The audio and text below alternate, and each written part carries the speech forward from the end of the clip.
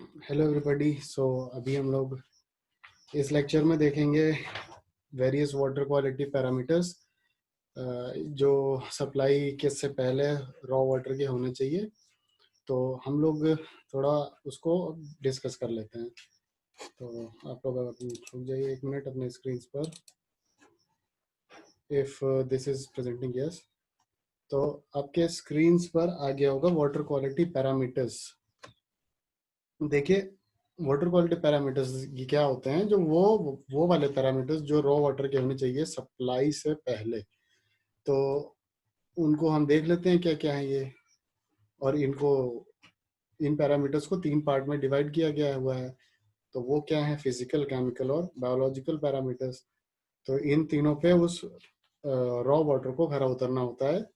उसके बाद further treatment हम करते हैं। तो पहला है फिजिकल, जिसमें आते हैं suspended solids, turbidity, colour, taste and odour, temperature. तो ये हैं फिजिकल पैरामीटर्स, जो कि मतलब नाम से समझ रहे हैं फिजिकल पैरामीटर्स हैं। ये देख सकते हैं जिसको, टर्बिडिटी जैसे कलर ये सब दिखाई देता है, टेस्ट कैसा है, ये फिजिकल पैरामीटर्स हैं।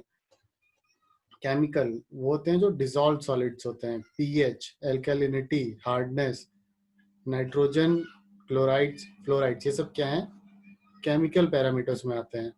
उसी तरीके से अब बायोलॉजिकल पैरामीटर्स में क्या है, बैक्टीरिया, हेलमिन्स, वायरस, प्रोटोजोआ। ठीक है, तो ये किस में आते हैं, बायोलॉजिकल पैरामीटर्स में। अब जैसे अगला क्या है, इसमें पहली जो हेडिंग है वो है फिजिकल वाटर क्वालिटी पैरामीटर्स। तो इसमें जो हमने हेडिंग्स पढ़ी हुई हैं वो है suspended solid, turbidity, colour, taste and odour और टेम्परेचर। तो क्या क्या हो सकते हैं, क्या क्या लिमिट्स हैं और क्या हैं ये चीज़ें, इनको देख लेते हैं। तो types of impurities in water कितने तरीके की होती हैं, ये फिजिकल में ही बात कर रहे हैं हम। टाइप्स ऑफ इम्प्योरिटीज हो सकती हैं ऑर्गेनिक और इनऑर्गेनिक। तो ऑर्गेनिक क्या होते हैं, जिसमें हाइड्रोजन और कार्बन की एक चेन होती है या फिर हाइड्रोजन कार्बन प्रेजेंट हो। ठीक है, तो बॉन्डेड हो। तो ये जो होते हैं ऑर्गेनिक होते हैं। और इनऑर्गेनिक में क्या होते हैं, that do not contains carbon. Organic compounds के कुछ एग्जांपल्स हैं, जैसे nucleic acid, fats, sugar, protein, enzyme, hydrocarbons etcetera. Inorganic में क्या होते हैं कि सॉल्ट्स, मेटल, सब्सटेंसेस, जो कि जिनकी स्पेसिफिक ग्रेविटी है ज्यादा होती है, वो हैवी होते हैं। ठीक है, और ये don't contain carbon bonded to hydrogen. Almost all organic compound contain carbon hydrogen except compound like CCl4। तो ये ऑर्गेनिक है लेकिन ये हाइड्रोजन कार्बन हाइड्रोजन बॉन्ड नहीं है। तो कुछ कुछ जो एग्जांपल्स हैं वो ये हैं, CONS2। ठीक है, note, containing carbon is not sufficient but necessary condition for a compound to be called as organic. तो ये एक नोट है। अब जरा यहाँ पे देखिए, टाइप्स ऑफ ऑर्गेनिक्स में क्या क्या आते हैं। टाइप्स ऑफ ऑर्गेनिक्स में बायोडिग्रेडेबल और नॉन बायोडिग्रेडेबल ऑर्गेनिक्स। ठीक है, बायोडिग्रेडेबल कौन से होते हैं, भाई नाम से ही लग रहा है, इजीली डिकम्पोज हो जाएं, जो किसके एक्शन में, माइक्रो ऑर्गेनिज्म कर दें या फिर वाटर के एक्शन में, अल्ट्रावायलेट रेज में, सन, एसिड रेन, किसी में भी वो डिकम्पोज हो जाए इजीली। नॉन बायोडिग्रेडेबल ऑर्गेनिक्स क्या होते हैं, can not be broken down और decompose by natural agents, example plastics, पॉलीस्टेरीन, metals और टॉक्सिक केमिकल्स, पेंट्स एक्सेट्रा। ठीक है, तो जो कि इजीली डिकम्पोज ना हो, टाइम टेकिंग हो, जो बहुत ही हजारों हजार 100 साल में डिकम्पोज हो, वो होते हैं नॉन बायोडिग्रेडेबल। तो अब देखिए क्या है, फिजिकल प्रॉपर्टीज में ही हमने अभी देखा है सॉलिड्स के बारे में, सस्पेंडेड सॉलिड्स। तो टोटल सॉलिड्स में ही जो सस्पेंडेड सॉलिड है वो टोटल सॉलिड्स का ही एक पार्ट है। तो टोटल सॉलिड्स में डिसॉल्व सॉलिड्स और सस्पेंडेड सॉलिड दोनों आते हैं। अब डिसॉल्व क्या होता है, केमिकल पैरामीटर है। सस्पेंडेड क्या होता है, फिजिकल पैरामीटर है। तो लेकिन दोनों की एनालिसिस इसी में करनी होती है। तो इसको देख लेते हैं। टोटल सस्पेंडेड सॉलिड्स या total solids all the solids present in water that is suspended and dissolved. ठीक है, measured by gravimetric method or by weighing, found out by evaporating the test sample at 104 degrees Celsius. The weight of dried residue is total solid. तो ये करते कैसे हैं, देखिए यहाँ से समझने की वाली बात है। 104 डिग्री पे वाटर को हीट किया, यहाँ से दो पार्ट में डिवाइड हो जाता है। इस पॉइंट पे ही आपको देखना पड़ेगा। 104 डिग्री से आपने हीट किया, ठीक है, उसको फिल्टर पेपर से एक पास किया, फिल्टर पेपर गीला है, उसको ड्राई किया, ठीक है। ड्राई करने के बाद क्या किया, initial weight of paper after drying, ये होता है total solids. Weight a second, ये जो एस लिखा हुआ है यहाँ पर, ये सस्पेंडेड सॉलिड्स है, ठीक है।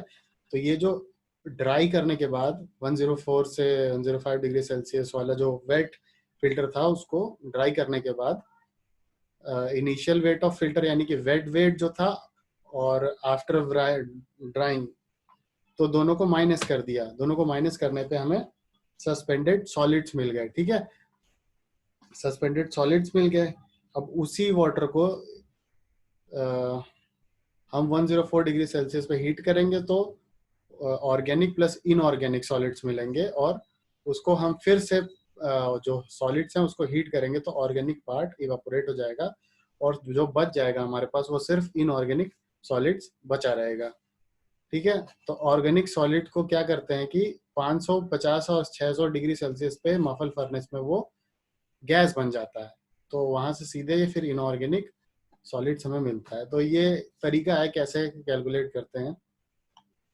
अब सस्पेंडेड सॉलिड क्या होता है? Suspended solids in water comes from inorganic particles like silt, clay, organic particles like fiber, algae, plankton, immiscible liquids like oil, grease। तो वो पार्ट जो कि सस्पेंड रहता है वाटर में, जो कि नीचे नहीं करता है, गिरता है ग्रेविटी के थ्रू, वो वाटर में ही, वाटर के साथ ही रहेगा, वो सस्पेंशन फॉर्म में रहेगा, ठीक है। तो ये होता है सस्पेंडेड सॉलिड्स। इम्पैक्ट्स क्या है? Make water aesthetically displeasing, provides adsorption sites for chemical biological है। रिएजेंट्स तो एक साइट प्रोवाइड कर देता है जो इसमें रिएक्शन हो सकते हैं, जो बायोलॉजिकल बैक्टीरियाज हैं, वायरसेस हैं, इनको एक प्रॉपर साइट प्रोवाइड कर देता है, तो इनको हटाना, एक लिमिट में रखना जरूरी है। They may be biologically active and form disease causing microorganism, ठीक है। सरफेस प्रोवाइड कर देता है तो डिजीज कॉजिंग ऑर्गेनिज्म उस पर आके चिपक सकते हैं।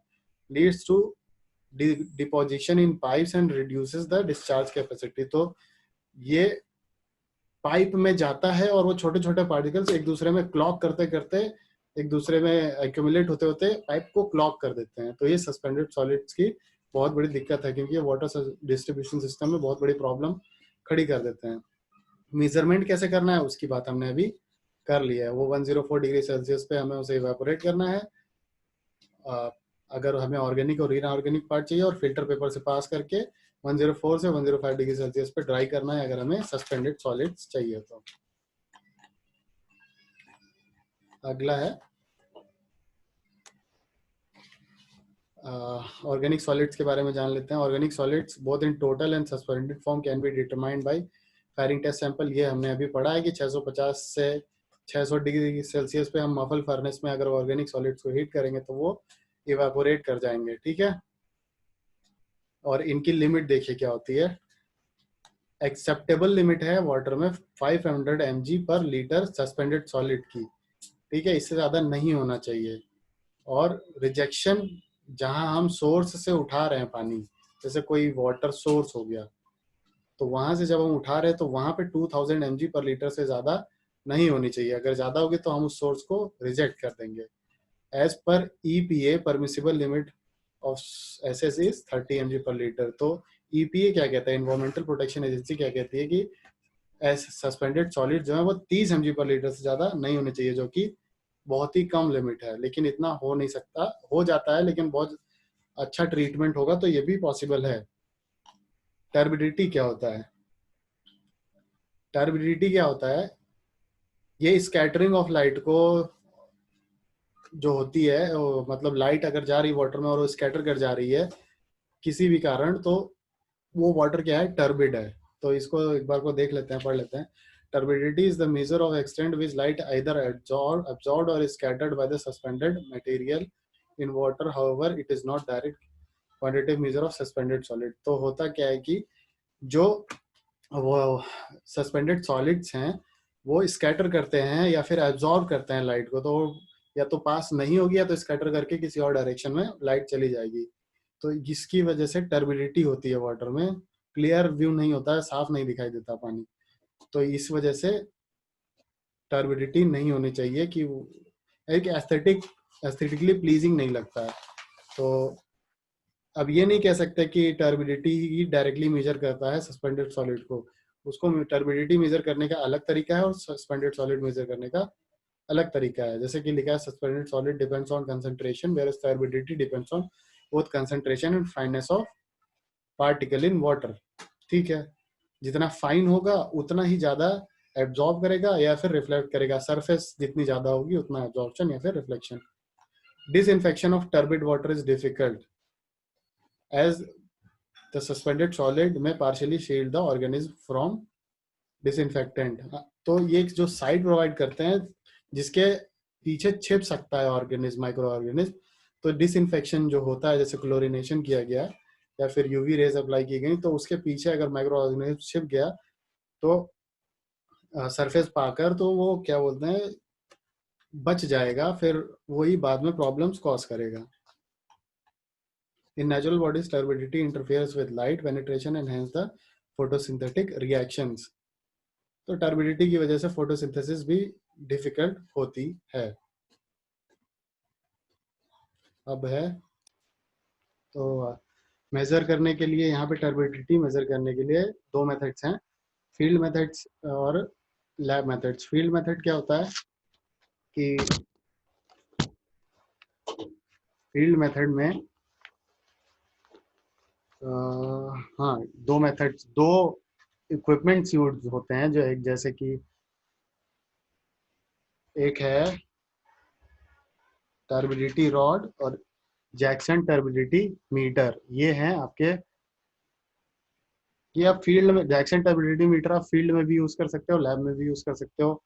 ठीक है, ये टर्बिडिटी रॉड जो है ये यूज होता है फील्ड में। तो थोड़ा थोड़ा सा बस बेसिक जान लेते हैं, इतना हमें इसमें डीप में जाने की जरूरत नहीं है। सॉरी। तो टर्बिडिटी रॉड क्या है?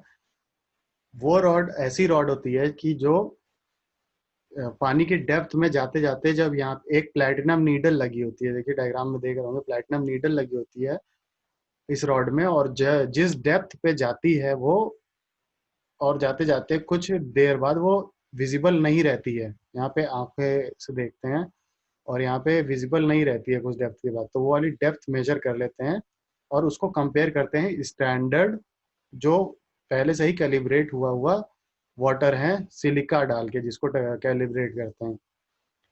तो उन दोनों में कंपैरिजन हो जाता है और जो वैसे मेजरमेंट की यूनिट है वो है सिलिका टर्बिडिटी यूनिट। तो इसलिए कहते हैं क्योंकि सिलिका डाल के ही इस नीडल को कैलिब्रेट किया गया है। तो वो डेप्थ जिसपे नीडल दिखना बंद हो जाती है सिलिका के केस में उसे कहते हैं 1 STU।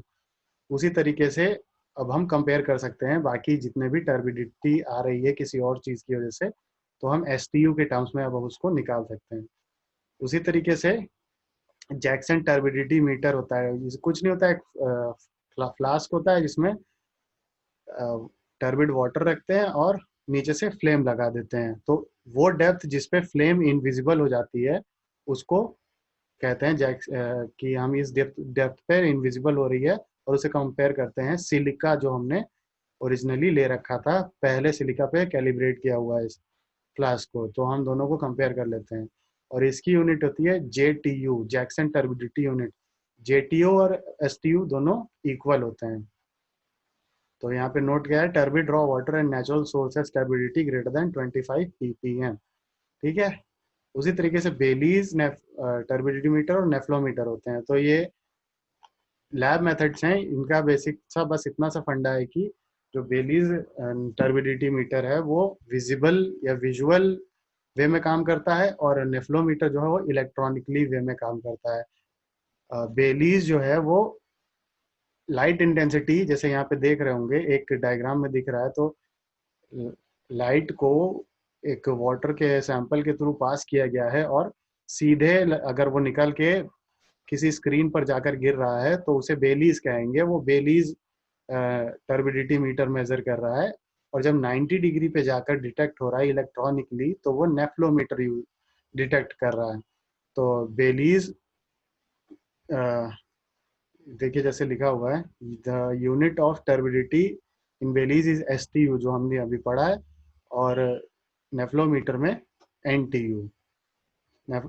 तो नेफ्लोमीटर में NTU होता है और बेलीज में STU। और बेलीज में कलर को विजुअली मैच करते हैं, नेफ्लोमीटर में इलेक्ट्रॉनिकली मैच करते हैं। अब जैसे ये है कैलिब्रेट करने का तरीका। इन नेफ्लोमीटर formazine, a chemical is used as a base in place of SiO2 and the turbidity unit is also sometimes called as FTU। ठीक है, NTU को FTU भी बोलते हैं क्योंकि फॉर्मेजीन SiO2 यानी सिलिका की जगह, सिलिका ऑक्साइड की जगह पे फॉर्मेजीन एक केमिकल है, उसको यूज किया गया है नेफ्लोमीटर में।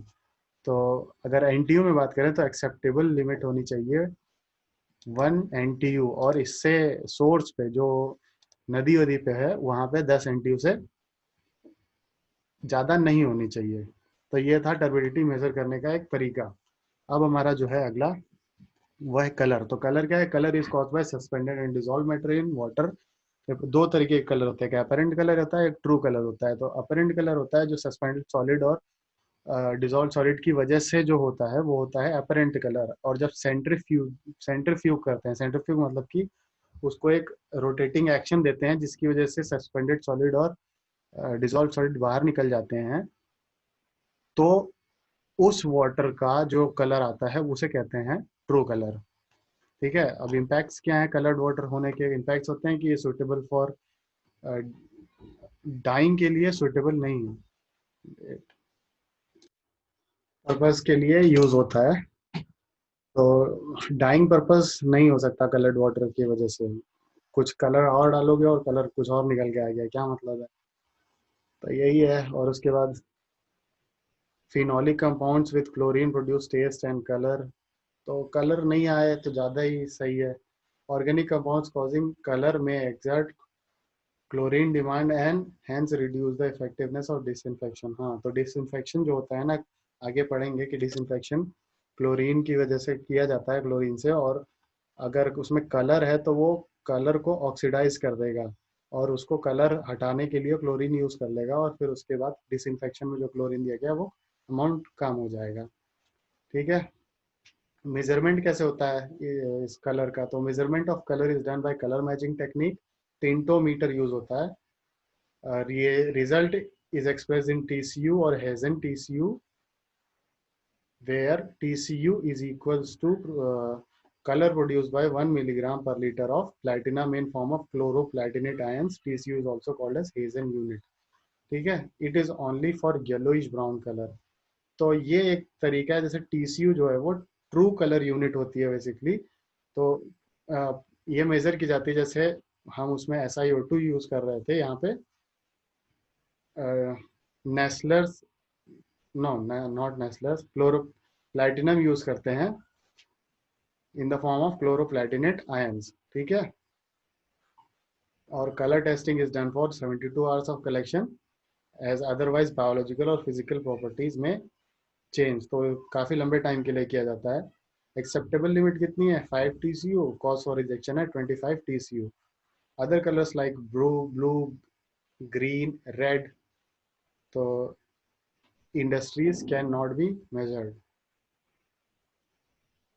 ये कलर्स मुश्किल है मेजर करने के लिए, आई थिंक इसका मतलब यही होना चाहिए। तो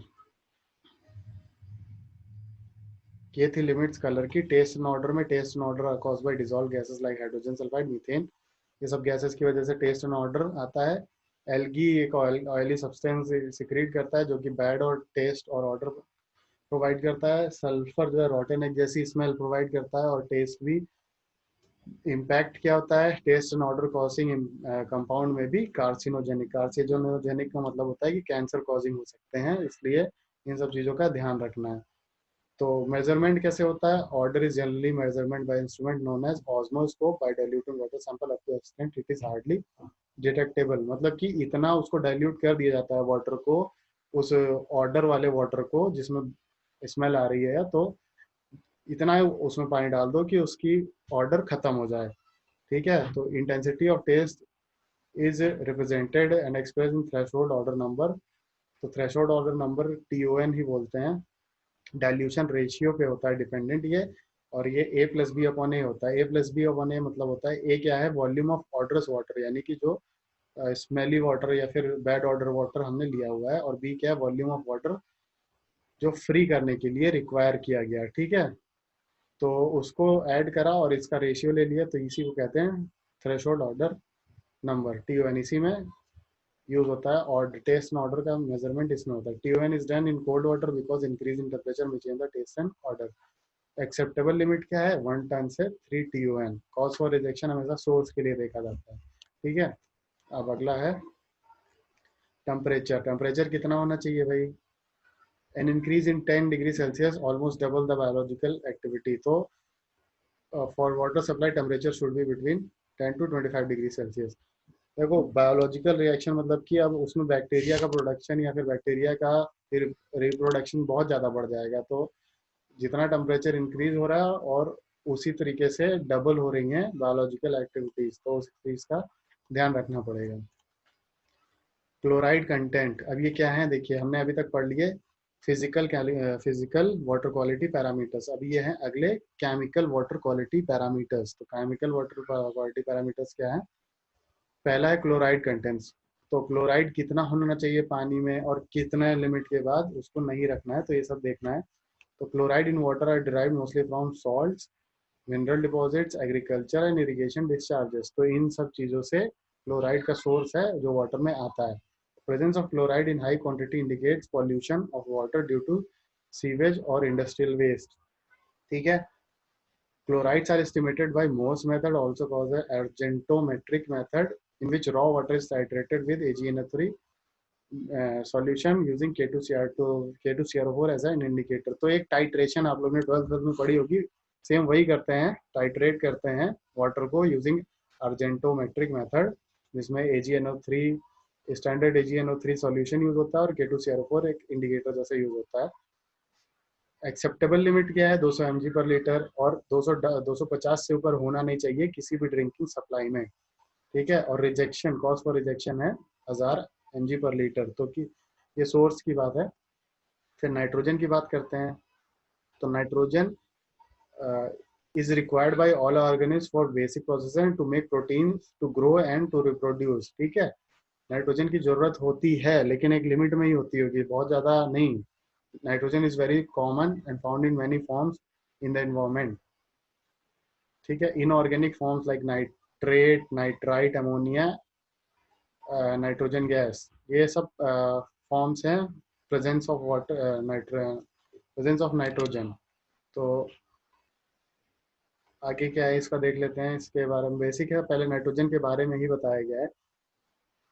तो नाइट्रेट्स की वजह से एक डिजीज होती थी जिसका नाम है ब्लू बेबी सिंड्रोम, जो कि प्रेजेंट है अगर नाइट्रेट वाटर में, तो वो बच्चे जो पैदा नए न्यू बॉर्न बेबीज होते थे, वो उनकी बॉडी ब्लू पड़ जाती थी। तो इस वजह से वो ब्लू बेबी सिंड्रोम नाम से फेमस हो गया था। तो इस वजह से नाइट्रेट का जो कंपोजिशन है उसको कम करना पड़ता था, तो इस चीज़ को ध्यान रखना पड़ता था।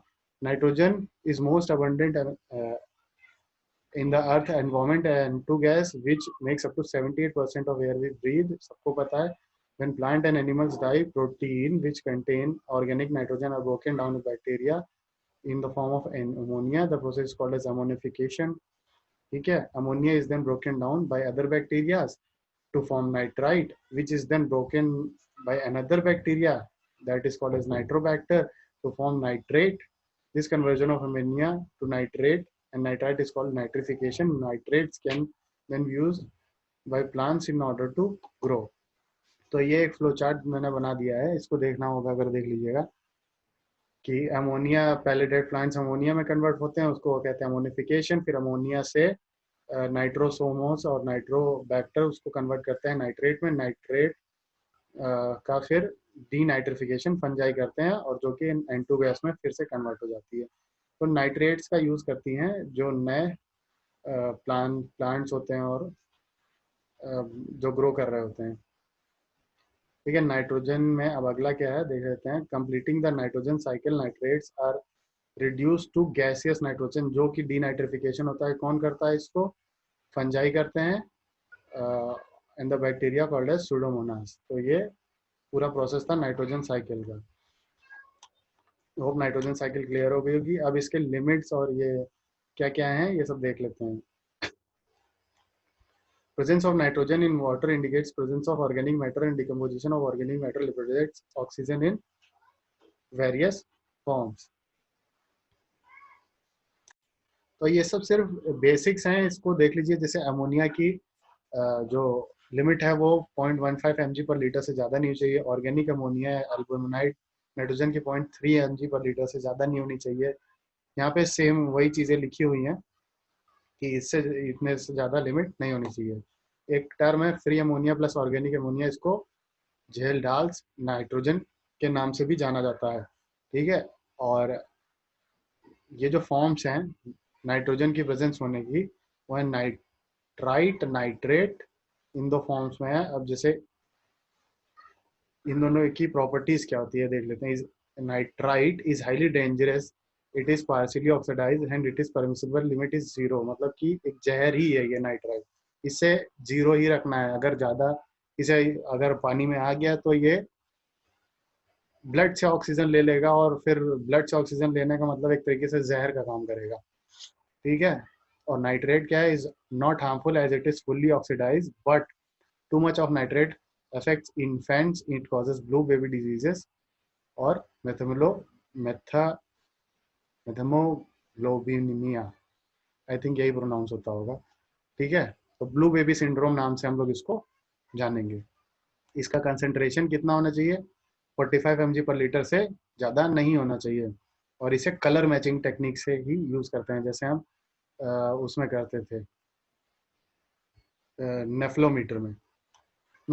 यस, इलेक्ट्रॉनिकली हम करते थे उसमें, और बेलीज में हम विजुअली करते थे। ठीक है, तो हमने अब पढ़ लिया क्लोराइड का कंटेंट, नाइट्रोजन का कंटेंट। अब हम पढ़ते हैं फ्लोराइड का कंटेंट। तो फ्लोराइड का कंटेंट जो है, फ्लोराइड क्या करते हैं? देखिए, फ्लोराइड एक हैलोजन फैमिली जो पीरियोडिक टेबल है उसका एक एलिमेंट है, जो कि कुछ लिमिट में होना चाहिए। जैसे यहाँ पे 1 to 1.5 mg per litre for proper growth of teeth. ठीक है, less than 1 mg per litre पे ये डेंटल केरीज करता है, मतलब कि दांत खराब होते हैं। Greater than 1.5 mg per litre पे ये क्या है, ये एक सेकंड रुकिएगा, वो डिसकलरेशन लिखा हुआ है, मतलब कलर जो है वो टीथ का वो चेंज हो जाएगा। और 5 mg पर लीटर से ऊपर होने पे क्या होता है? बोन फ्लोरोसिस, मतलब कि हड्डियां कमजोर पड़ने लग जाएंगी। तो इस तरीके से ये लिमिट जो है इसकी, up to 1 mg per litre, it helps in prevent, मतलब कि 1 से 1.5 के बीच में ही हमारे लिए ये सही है। अब जैसे ग्रेटर देन यहाँ पे लिखा हुआ है 5 mg per litre causes deformation in bones for bone fluorosis and other skeletal abnormalities। तो एक्सेप्टेबल लिमिट इसकी है 1 से 1.5 mg पर लीटर। अब मेटल्स क्या हैं? मेटल्स कुछ इसके पार्ट्स हैं जो नाम लिखे हुए हैं मेटल के, वो कितने होने चाहिए तो ये देख लेते हैं। Calcium, potassium, sodium, iron, manganese, zinc are non toxic. ठीक है, और ये जो भी लिखे हुए हैं, आर्गन, बेरियम, कैल्शियम 2 बार। तो इसका एक डाउट है, इसको एक बार आप लोग चेक कर लीजिएगा। क्रोमियम, लेड, ठीक है, मर्करी, ये सब टॉक्सिक मेटल्स हैं। तो सोडियम क्या है? सोडियम के बारे में देखते हैं। ये क्या करता है? रिटेन करता है वाटर इन आवर बॉडी। तो excess of sodium causes bad taste and harmful cardiac and kidney patient. ज़्यादा अगर सोडियम की मात्रा होगी तो किडनी में फिर प्रॉब्लम होगी, और हार्ट की भी प्रॉब्लम होती है। It is also corrosive to metal and in large concentration it is toxic for plants. तो नहीं दे सकते ज़्यादा इसको। It is measured by atomic adsorption spectrophotometry. तो ये मेजर करने का तरीका है। आयरन एंड मैंगनीज, इसके बारे में देखते हैं। Iron manganese pose colour problem in concentration are greater than 0.3 mg per litre to 0.05 mg per litre. मतलब इससे ज़्यादा अगर रहेंगे तो कलर वाटर में आ सकता है। Some bacteria is iron manganese compound as a energy source. तो कुछ बैक्टीरिया ये भी करते हैं कि आयरन मैंगनीज को ही एनर्जी का सोर्स बना लिए हैं। Iron manganese pose problems in ground water and bottom layers of lake but not in surface water. ठीक है, सरफेस वाटर में दिक्कतें नहीं देता है। लिमिट्स क्या है, एक्सेप्टेबल हो गया 0.1 mg पर लीटर, और कॉस्ट फॉर रिजेक्शन है 1 mg पर लीटर आयरन के लिए, मैंगनीज के लिए है 0.05 और 0.5 mg पर लीटर, यानी जस्ट हाफ, आयरन का जस्ट हाफ अलाउड है मैंगनीज। कॉपर, नेक्स्ट है हमारा कॉपर। तो कॉपर के बारे में देख लेते हैं। It's large quantity affects lungs and other respiratory organs. ठीक है, लंग के लिए दिक्कत पैदा करने के लिए ये कॉपर हमारा जिम्मेदार है। CuSO4 greater than 50 250 mg per litre has laxative effect. ठीक है, कॉपर सल्फेट जो है 250 mg पर लीटर से अगर ज्यादा होगा तो लैक्सेटिव इफेक्ट आएगा, मतलब कि आप क्या बोलते हैं, नशे में आ जाओगे। ठीक है, तो यूज नहीं करना है नशे के लिए, लेकिन ये लैक्सेटिव इफेक्ट देगा। ठीक है, its limit is 0.05 mg to 1.5 mg per litre, मतलब कि लिमिट इसकी बहुत कम है। ठीक है, अब लोगों को 250 ही दिमाग में होगा, चल के कोई बात नहीं। डिसॉल्व गैसेस कितनी होनी चाहिए, डिसॉल्व गैसेस, या फिर डिसॉल्व गैसेस तो हो सकती हैं, बट क्या होनी चाहिए, नहीं होनी चाहिए। CH4 is known for its explosive tendency. H2S imparts bad taste and odors. CO2 indicates biological activity, imparts bad taste and water becomes corrosive. ठीक है, ये सब गैसेस की वजह से होता है। O2 level less than saturation level indicates oxygen deficiency, तो ऑक्सीजन भी कम नहीं होना चाहिए वाटर में। ये सब है हमारे केमिकल पैरामीटर्स जो कि हमने अभी डिस्कस किए हैं। अब हमारा आता है बायोलॉजिकल वाटर क्वालिटी पैरामीटर्स। तो बायोलॉजिकल वाटर क्वालिटी पैरामीटर कुछ नहीं, इजी है। इसमें बस बैक्टीरियाज और वायरसेस और इन सब की चीज़ों की बात होगी जो कि हेल्थ हैजार्ड्स को क्रिएट करते हैं। तो फटाफट से इनको भी देख लेते हैं क्या है ये बायोलॉजिकल वाटर क्वालिटी पैरामीटर्स। तो ऑर्गेनिक मैटर क्या है, ठीक है, organic matter these are classified as biodegradable and non biodegradable organics. तो हमने ये पढ़ा हुआ है अभी किसमें, फिजिकल वाले पैरामीटर्स में। तो सेम चीज है, biodegradable organics are utilize for food by naturally occurring micro organism, microbial utilization of dissolved organism accompanied by oxidation and reduction. तो ये क्या है कि जो बायोलॉजिकल पार्ट है, जो बायोडिग्रेडेबल पार्ट है, वो फूड के तरीके यूज करता है माइक्रो ऑर्गेनिज्म। ठीक है, तो aerobic reaction gives stable products whereas end product of anaerobic reactions are unstable। तो ये क्यों बात हो रही है, reaction in the presence of oxygen is aerobic and reaction in the absence of oxygen is anaerobic। ठीक है, तो ये चीज अभी बैक्टीरिया के ऊपर अप्लाई होगी, एरोबिक बैक्टीरिया और एनारोबिक बैक्टीरिया। तो एरोबिक बैक्टीरिया वो होते हैं जो ऑक्सीजन की प्रेजेंस में ब्रेक डाउन करते हैं ऑर्गेनिक मैटर का, एनारोबिक बैक्टीरिया जो बिना ऑक्सीजन के ब्रेक डाउन करते हैं। The most important organism are called as pathogens. Pathogens वो होते हैं डिजीज कॉजिंग ऑर्गेनिज्म, जैसे कि बैक्टीरिया, वायरस, प्रोटोजोआ, हेलमेंट्स, इन सब से डिजीज होता है। Pathogenic bacteria can be tested and counted in laboratory but with great difficulty, hence these test are not perform generally routine. ठीक है, तो अब हाँ, डायरेक्टली बैक्टीरियाज को मेजर नहीं किया जाता है, बल्कि उनको मेजर किया जाता है, जैसे कि जो अब डिस्क्राइब करता हूँ मैं।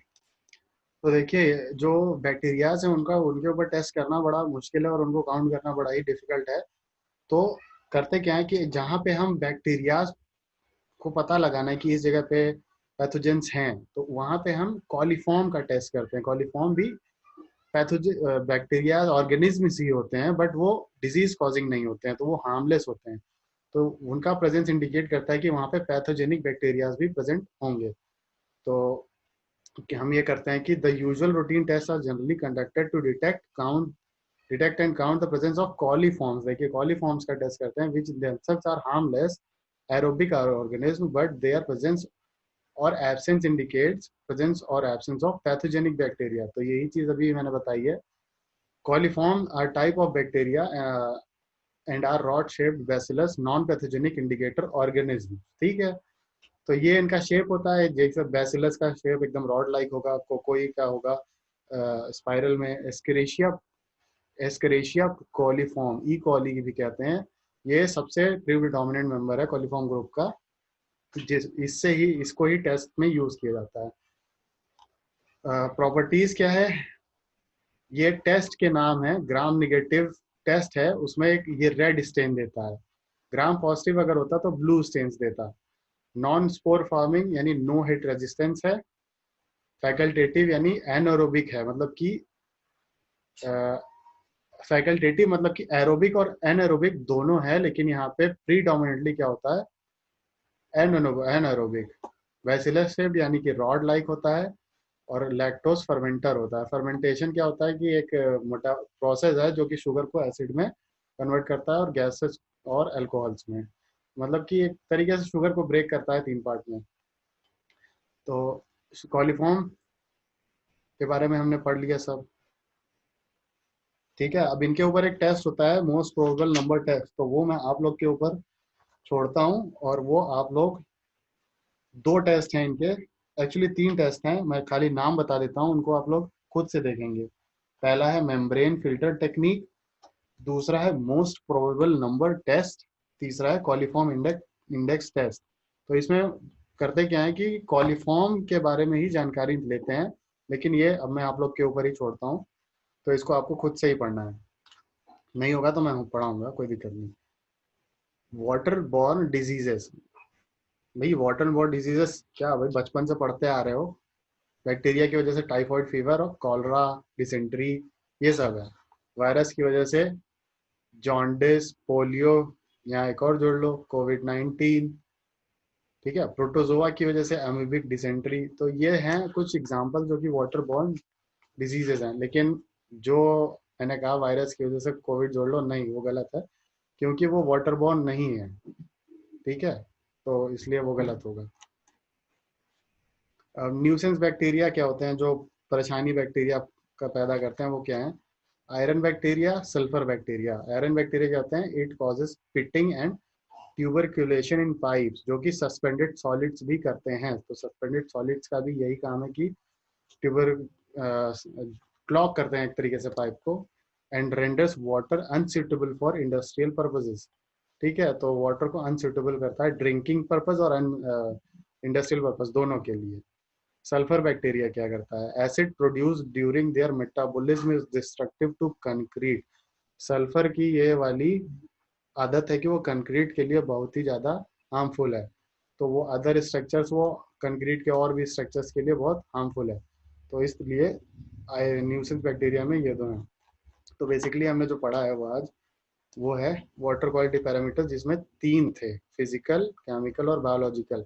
तो हमने सब देख लिया, जैसे फिजिकल में हमने पढ़ लिया suspended solids, turbidity, colour, taste and odour, temperature, और केमिकल में हमने पढ़ा dissolve solids, pH, alkalinity, hardness, nitrogen, chloride and fluoride. Biological में हमने पढ़ा bacteria, helminths, virus and protozoa. तो हमने इन सब की एक प्रॉपर लिमिट्स भी देख ली हैं, तो आप अपने नोट्स में एक लिमिट्स का भी कॉलम बना लीजिएगा, और प्रॉपर इनके नोट्स भी बनाते चलिएगा कि आपको हेल्प हो जाए, और पॉज करके जैसे भी आपको समझ में आए नोट्स बनाते टाइम, तो मेरा बताया अगर इसमें क्लियर नहीं हो रहा तो आप पॉज करके उसको देखिए, लिखिए, जिससे कि आपको काफ़ी चीज़ें क्लियर हो जाएंगी, ठीक है। और लिमिट्स को याद रखिएगा, क्योंकि ये वाटर सप्लाई के टाइम पे बहुत यूज़ होती हैं, बहुत ज़्यादा यूज़ क्या होती हैं, ये पता रहना चाहिए।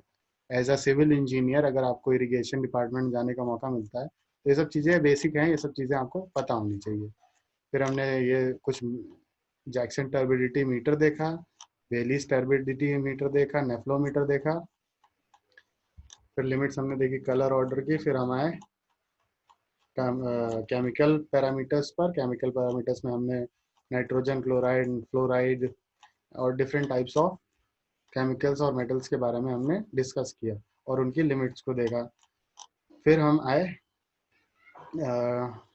बायोलॉजिकल पैरामीटर्स पे। तो हमने पैरामीटर्स में देखा कि बैक्टीरिया का टेस्ट नहीं करते हैं डायरेक्टली, बल्कि हम कॉलीफॉर्म्स का टेस्ट करते हैं।